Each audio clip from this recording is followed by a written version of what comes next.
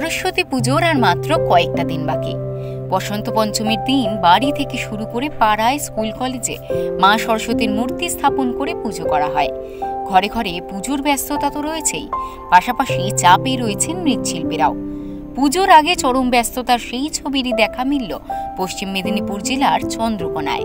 ব্যস্ত বিরাট চাপ আছে, চাপ বিরাট চলছে। ঠাকুর 32 পিস অর্ডার দেওয়া হয়েছে। অর্ডারটাই অল্প দিনের মধ্যে এসছে, আগের থেকে কাজ হচ্ছে, জানছি এগুলো যাবে যেখানে যাই। তা বাদেও আরও অর্ডার হলো।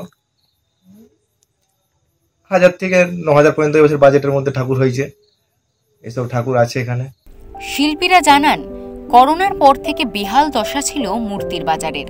তবে গত বছরের তুলনায় এই বছরের বাজার বেশ ভালো।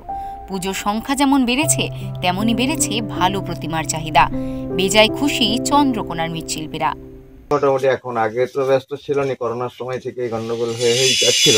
বছর একটু তাহলে অর্ডার আছে, কিছু কিছু মাল বেরোবে এরকম একটা চিন্তা আছে।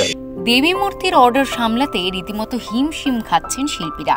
তাই চরম ব্যস্ততার মধ্য দিয়েই প্রতিমা তৈরির কাজ করে চলেছেন চন্দ্রকোনার মৃৎশিল্পীরা।